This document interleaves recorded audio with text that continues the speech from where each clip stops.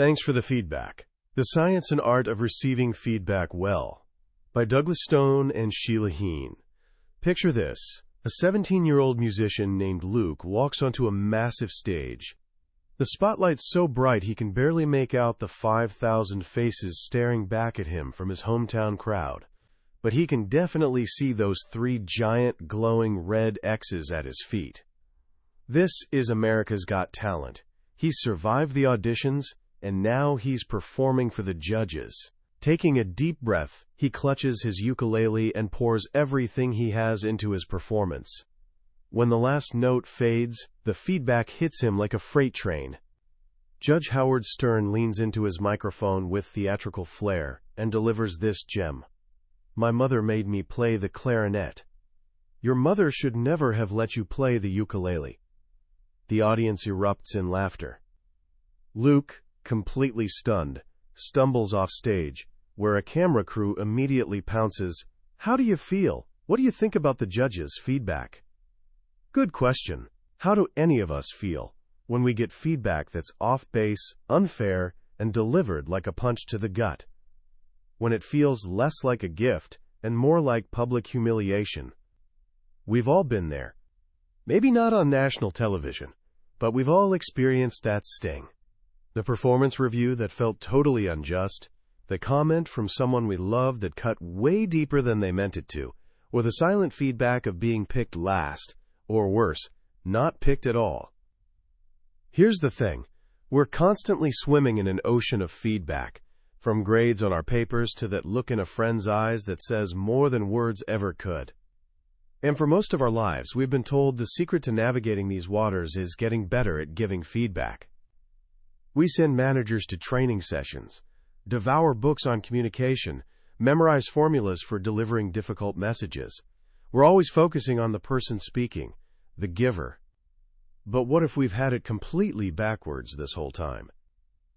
That's the profound and honestly revolutionary question at the heart of Thanks for the Feedback, written by Douglas Stone and Sheila Heen. These aren't just any authors.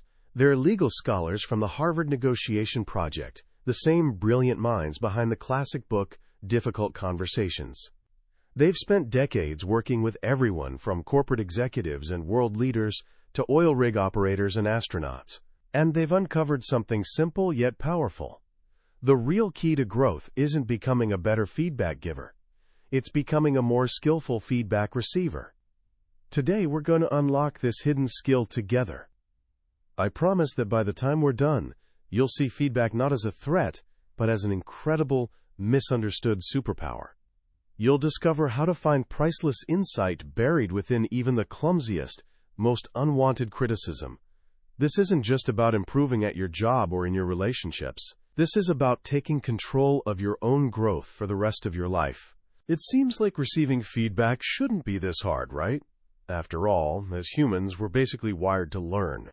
From the moment we're born, we're these amazing little learning machines, driven by deep curiosity to figure out how the world works. We genuinely want to get better.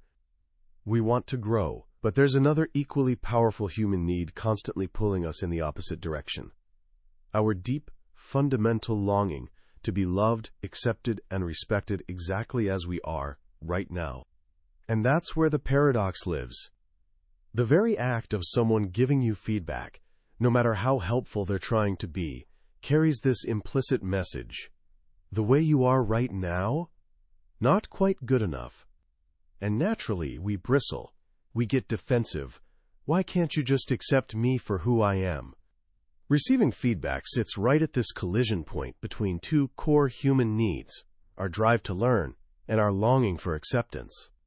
According to the authors, learning to manage this collision is the single most important factor in our growth. The real advantage in life doesn't come from waiting around for the perfect mentor to show up with perfect feedback. That's a fantasy. Real leverage comes from creating pull. It means getting so skilled at receiving feedback that you can learn from literally anyone, no matter how badly they deliver their message. But how do we pull that off when our immediate gut reaction is to defend ourselves, deny everything, or completely shut down? The authors discovered something fascinating. When feedback throws us off balance, it's not for a million different reasons. It's almost always one of three specific reasons. They call these the three triggers. Once you learn to spot these triggers in yourself, you can actually manage them. First up is the truth trigger. This one's pretty straightforward. We get triggered because the substance of the feedback just seems completely wrong. It's unhelpful, inaccurate, or just plain false. That voice inside our head is screaming, "That's not true. You have no idea what you're talking about." Second is the relationship trigger. This one isn't about what's being said. It's about who's saying it.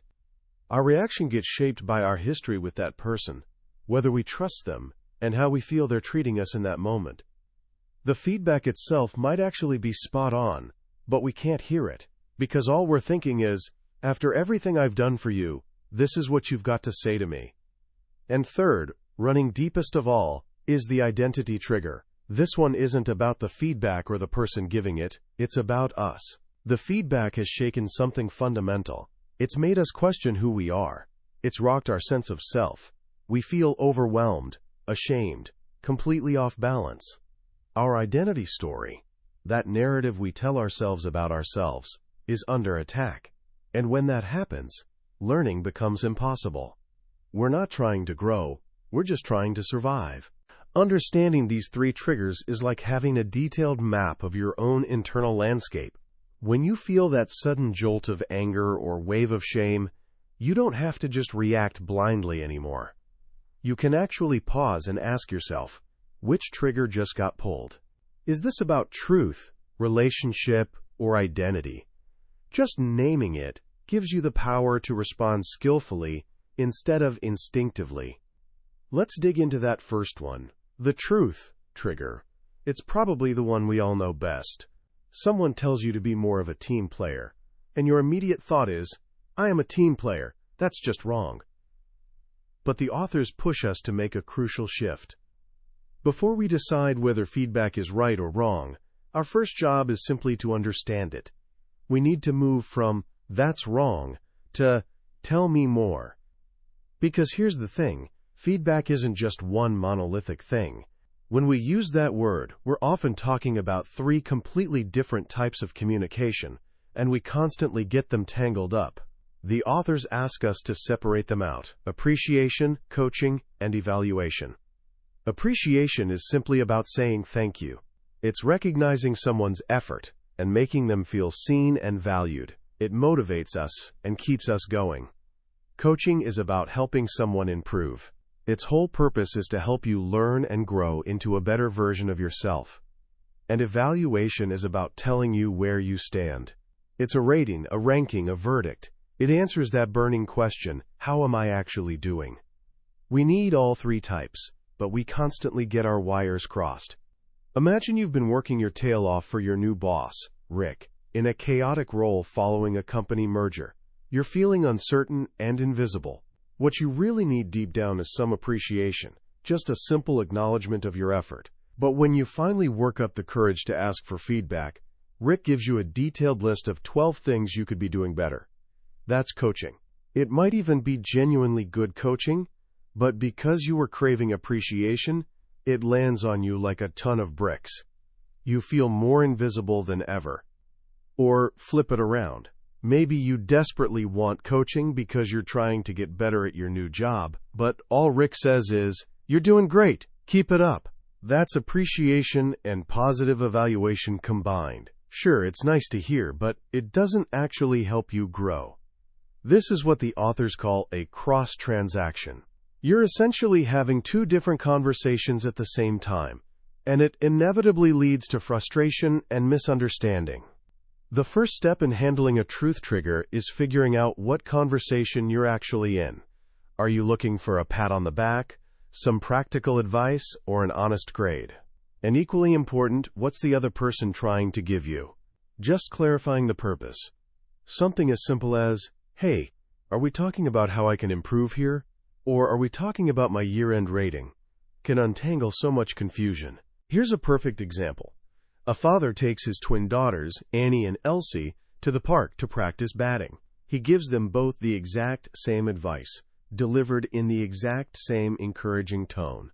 Annie absolutely loves it. She feels her dad's attention, she's learning new techniques, and she can feel herself getting better. But Elsie hears something completely different.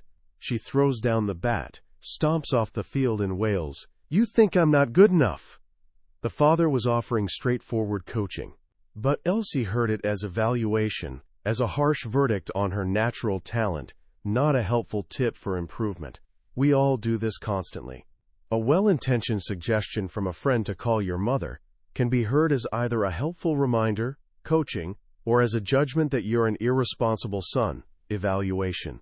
How we sort and interpret the feedback determines everything about how we feel. Even once we're crystal clear on the purpose, there's another layer to the truth trigger that trips us up. The feedback we get often comes wrapped in these vague labels. You need to be more proactive. Just be more confident. You're too enmeshed with your clients. These labels are like seeing the word soup on a can. Sure, you know the general category, but you have absolutely no idea what's actually inside. Is it comforting chicken noodle or cold borscht? Here's a real-world example. A supervising attorney named Irwin tells his new hire, Holly, that she needs to set better boundaries with her clients. To Holly, that clearly means she should care less about them, put in fewer hours, and stop fighting so hard on their behalf. She immediately rejects the feedback because it goes against everything she believes in as a lawyer. But that's not remotely what Irwin meant.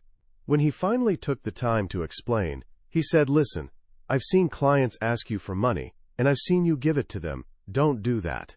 It undermines your professional role and sets up this weird dynamic where they stop trusting your legal advice." Suddenly, the feedback made perfect sense. It wasn't about caring less. It was a specific piece of practical wisdom about professional boundaries. To get past the label, you need to ask questions that dig into two things. Where is this feedback coming from, and where is it going? Where it's coming from is about understanding the other person's data and interpretations. What did they actually see or hear that led them to that conclusion? What's the specific movie playing in their head that they've summarized with that one-word label? And where it's going is about the practical advice. If I were to actually take your advice, what would I do differently tomorrow? Show me. Give me a concrete example I can picture. But here's the biggest reason we get stuck in truth triggers. We have our own data, our own lived experiences, and our own interpretations. And they often don't match up with what others see. When we hear feedback that contradicts our view of reality, our instinct is to immediately say, "You're wrong." The authors suggest a much more powerful move. Ask instead, why do we see this so differently? Sometimes you literally have different data. A CEO and a receptionist working in the same company have completely different information about what's actually going on. The CEO sees the intense pressure from the board and the big strategic challenges. The receptionist hears the unfiltered complaints from frustrated visitors in the lobby. Neither person has the complete picture. Or maybe you have the same basic data, but you interpret it completely differently because you have different implicit rules about how the world should work. At your old job, being super direct was valued and rewarded. At your new job, you're supposed to be nice and diplomatic. You haven't changed your behavior one bit, but the rules have shifted, and suddenly you're getting feedback that you're difficult to work with. And finally, there are our blind spots. These are things about ourselves that are glaringly obvious to everyone else but completely invisible to us. And here's the kicker. We're not just blind to them. We're blind to the fact that we're even blind. The authors use this powerful concept called the gap map to explain it. It starts with our inner world, all our thoughts and feelings swirling around inside. From these, we form our intentions, what we're trying to accomplish or communicate. To act on our intentions, we engage in certain behaviors, the things we actually do and say. And those behaviors have an impact on other people, how they experience us. The fundamental problem is this.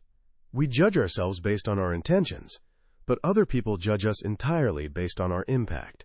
And there's often a massive gap between the two. Think about Annabelle, an absolute superstar at her company. She's brilliant, creative, and works tirelessly. But her team absolutely can't stand working with her. Her 360-degree feedback report says she's impatient and disrespectful. Annabelle is genuinely baffled by this. Her intention is to be respectful. She's been working so hard at it. What she doesn't realize is that her inner thoughts, her mounting frustration, and barely concealed contempt for what she sees as her team's incompetence are leaking out everywhere. They're in her tone of voice, her eye rolls, those little sighs she doesn't even know she's making. Her team doesn't see her good intentions at all. They see and feel the impact of her leaky contempt, and they conclude that she's not just disrespectful, she's completely disingenuous. Here's a weird fact. We literally can't see our own faces when we're talking. We can't really hear our own tone of voice the way others do. Our brains are actually designed this way. When we speak, the part of our brain that normally analyzes tone in others actually switches off. This is why you sound so strange and unfamiliar to yourself on a recording. For the first time, you're hearing yourself the way the rest of the world has been hearing you all along. We all have these blind spots, every single one of us. The only way to see into them is to have the courage to ask others what they're seeing, and the humility to believe it might actually be true. All right, that covers the truth trigger pretty thoroughly. But what about when the feedback might actually be true, but you just can't hear it because of the person who's giving it? That's the relationship trigger in action. Imagine this scene. Louis comes home with a beautiful bouquet of red roses for his wife, Kim, hoping to kick off a romantic weekend. Kim looks at them and says, carefully, "Listen, I don't want you to take this the wrong way, but red roses really aren't my thing. I've actually told you this before." Louis is immediately triggered. Does he say, "Oh, you're absolutely right, I'm sorry I forgot. Tell me again what flowers you do like"? Nope. He says, "Okay, but can I critique how you just told me that? You really should have thanked me first." Suddenly, they're not even talking about flowers anymore. Kim is talking about feeling unheard and unseen in their relationship. Louis is talking about feeling unappreciated for his thoughtful gesture. They're on two completely different tracks, heading in opposite directions. The authors call this phenomenon switch tracking. The original feedback gets totally lost because the receiver is so triggered by a relationship issue that they unconsciously change the subject without even realizing they've done it. Louis isn't deliberately trying to avoid Kim's feedback. In his mind, Kim's ingratitude is the real topic now. This happens all the time in our lives. Your boss tells you your sales numbers are down. That's topic one. You immediately respond with, "Why are you telling me this right before I'm about to go on vacation?" That's topic two. The conversation has now shifted to being about timing and respect, and those sales numbers are completely forgotten. To avoid switch tracking, you have to do something that feels really unnatural in the moment. You have to actually spot that there are two separate topics on the table and give each one its own conversation. You might say something like, "Okay, I hear your feedback about my sales numbers, and that's definitely important. We need to talk about that. And I'm also feeling kind of blindsided by the timing of this conversation. Can we tackle the sales numbers first, and then circle back afterward to talk about how we handle these conversations in the future?" It's all about disentangling the what from the who. Sometimes the relationship trigger isn't just about how you feel treated in a specific moment. It's about the very dynamic that exists between you. You're not the problem, and they're not the problem. It's actually the system created by the two of you together that's causing the issue. Imagine a husband who snores and a wife who happens to be an incredibly light sleeper. The wife gives him direct feedback. "You snore, you have a problem, fix it." From her perspective, this is 100% his fault and his responsibility. But, from his perspective, he snores very quietly, barely at all, really. And the real problem is that she's hypersensitive to every tiny noise, and stubbornly refuses to use that white noise machine he thoughtfully bought her. She's the problem here. Who's right? Both of them, actually. And also, neither of them. It's the intersection of his snoring and her sensitivity that creates the problem in the first place. You can't fully understand the issue by just looking at one person in isolation. You have to step back and see the whole system at work. When we're caught inside a system, we tend to see the other person's contribution crystal clear, and our own contribution? Not so much. They see what we did wrong, and we see what they did wrong. A systems view helps us move away from blame and toward shared responsibility. It shifts the conversation from "you need to change" to "what can we each do differently" to improve this dynamic we're stuck in. This brings us to the final and honestly most formidable obstacle, the identity trigger. This is when feedback feels threatening, not because it's wrong, and not because of who said it, but because it fundamentally shakes the very story we tell ourselves about who we are. I'm a good person. I'm a competent leader. I'm worthy of love. When feedback challenges these core beliefs, our whole world can come undone. Imagine Rita, your mother's best friend, tells your father she'll never speak to you again because you made the decision to put your mother, who has dementia, in a full-time care facility. You genuinely thought you were being a good son, making a painfully difficult but absolutely necessary decision for your mother's safety and your father's sanity. But Rita's harsh judgment cuts straight to your identity. The story in your head shifts in an instant, from, I am a good son, to, I am a heartless child who failed my mother in her time of greatest need. And in that moment of overwhelming shame and despair, learning is the absolute furthest thing from your mind. Here's something fascinating. Our reaction to identity threats isn't the same for everyone. The authors explain that our fundamental brain wiring plays a huge role in this. Some of us have a naturally high baseline of happiness. Like Krista, that woman in the book who somehow mistook angry honks for supportive encouragement, negative feedback just sort of rolls off our backs like water off a duck. Others, like Alita, that popular doctor who was absolutely devastated by just a few patient complaints about her running slightly late, have a lower baseline. For them, positive feedback gets muffled and filtered, while negative feedback gets amplified through a megaphone.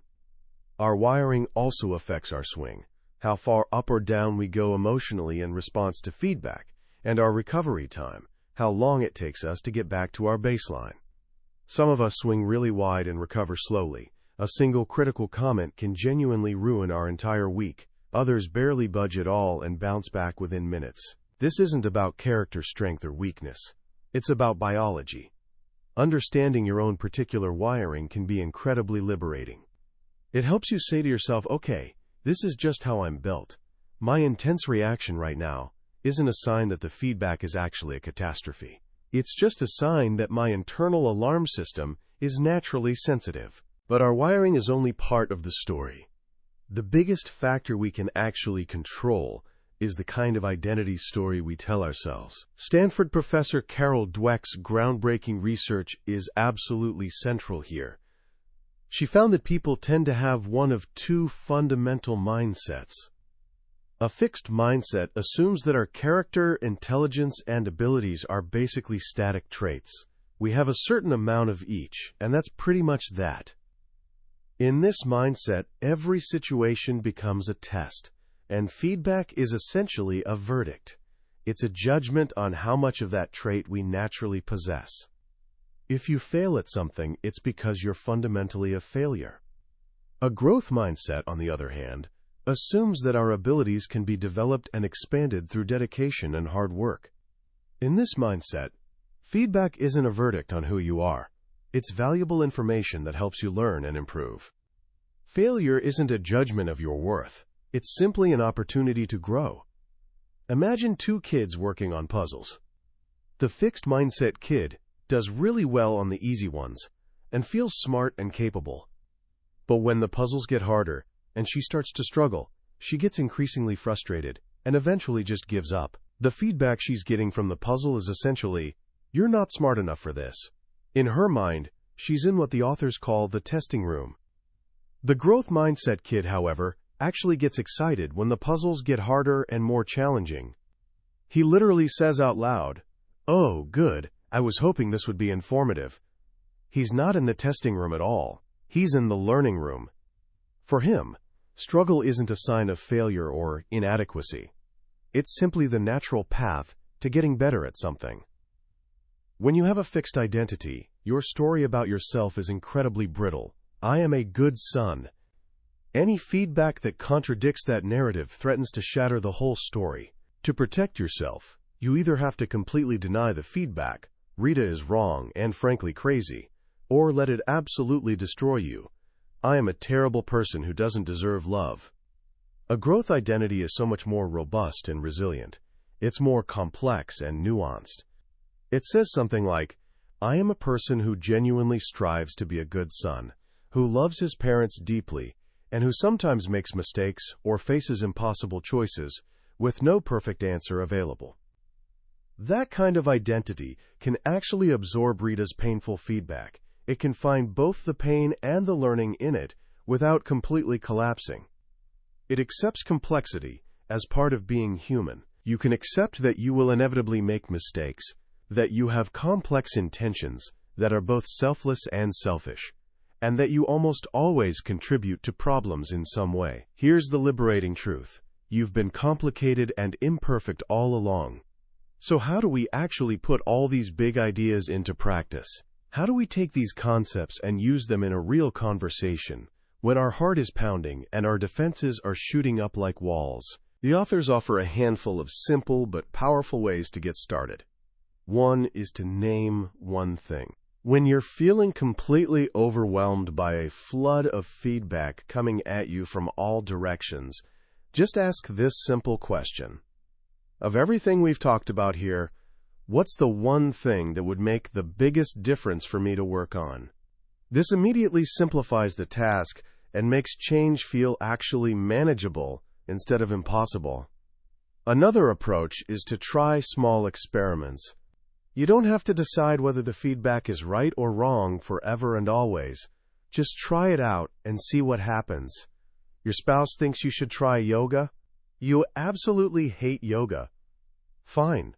Don't decide to become a dedicated yogi for life. Just try going to one class. See what actually happens. The stakes are low, and you might be genuinely surprised by what you discover. Then, there's learning to coach your coach. Actually tell people how to give you feedback in a way that works for your brain. You know, it really helps me if you're super direct and straightforward. Don't worry about hurting my feelings. Or maybe, I tend to get pretty defensive at first, but I promise I'll actually think carefully about what you said later when I've calmed down. You can actively help them help you. And finally, perhaps the most courageous act of all is to invite them in. Receiving feedback well isn't just a transaction or a technique. It's fundamentally an act of human connection. When you genuinely ask someone for help, when you show them your flaws and your uncertainties, you actually transform the relationship in a profound way. You become someone humble enough to ask for help, and they become someone respected and trusted enough to be asked. It's an act of vulnerability that builds the kind of deep and lasting trust that nothing else really can. In the end, this whole journey isn't about becoming perfect or getting to some mythical finish line. It's about genuinely accepting that you're not perfect, and that growth is actually a lifelong process that never really ends. It's about shifting your fundamental goal from defending yourself to learning about yourself. It's about having the courage to look honestly in the mirror that others hold up for you, and the wisdom to find the truth, the learning, and ultimately, the shared humanity in what you see reflected back. As we wrap up our journey through Thanks for the Feedback, I find myself reflecting on just how genuinely counterintuitive its central message really is. In a world absolutely obsessed with self-promotion, with carefully crafting the perfect image, and with being right all the time, the idea that our greatest power actually lies in our ability to skillfully handle being told we're wrong. Well, that's quietly revolutionary. What Douglas Stone and Sheila Heen have given us is so much more than a communication handbook or a business book. It's really a guide to humility, to genuine curiosity, and to a more grounded and resilient way of moving through the world. For someone your age, just starting out on your journey, this is way more than just a useful skill you can add to your resume. It's a fundamental advantage that compounds over time. While others are busy building walls to protect their fragile egos, you can be building bridges to new insights and understanding. While they're desperately defending their blind spots, you can be working to actually illuminate yours. The most powerful lesson for me personally is this shift from push to pull. It completely reframes the entire dynamic of personal development. It means you're no longer just a passive recipient of whatever feedback happens to randomly come your way. You become the driver. You're actually in control of your own learning curve. You don't have to sit around waiting for a great boss or a wise mentor to appear magically in your life. You can learn valuable lessons from your difficult colleague, your overly critical relative, and even that stranger who delivers clumsy advice on the bus. Everyone becomes a potential teacher because you've become a master learner. The concept of those three triggers, truth, relationship, and identity, is honestly a game changer once you really internalize it. It's like having a diagnostic tool for your own heart and mind. The next time you feel that sudden flash of anger or that sharp sting of shame, you won't just be lost and drowning in the emotion. You'll actually have a framework to understand what's happening. You can take a mental step back and say to yourself, okay, that's an identity trigger getting pulled. Or, I see what's happening here. We're switch tracking.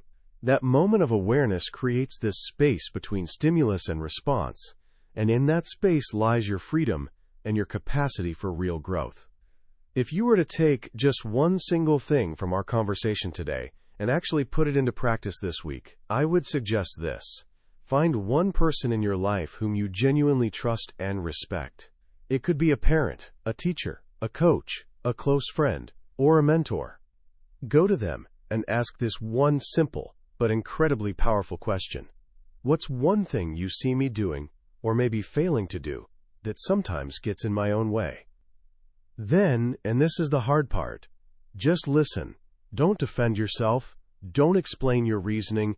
Don't justify your behavior. Just listen, with the genuine intention to understand. I'm not going to lie to you. It will be uncomfortable. It will take real courage to ask and to really hear the answer.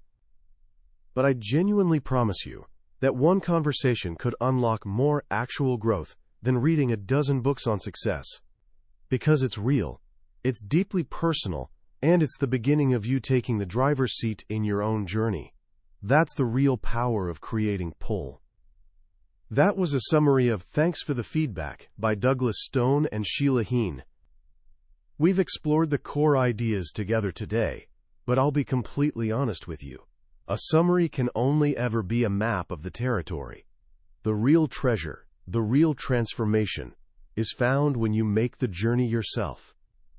The actual book is filled with stories, nuances, and moments of quiet insight that we simply couldn't cover in the time we have together. This summary is really designed to help you decide if this book is worth your personal time and attention. If anything we've talked about today has sparked your curiosity or resonated with a challenge you're currently facing in your life, I really encourage you to grab a copy and dive in. Reading it isn't just about learning a new skill to add to your toolbox. It's an experience that can genuinely change the way you see yourself, your relationships, and your potential for growth. The link to the book is in the description below. Also, if you found this summary valuable and helpful, please hit that like button and subscribe to the channel so you don't miss our next journey into another life-changing book. Every week, we explore the powerful ideas that have shaped the world's most successful and fulfilled people. Let's keep learning and growing together.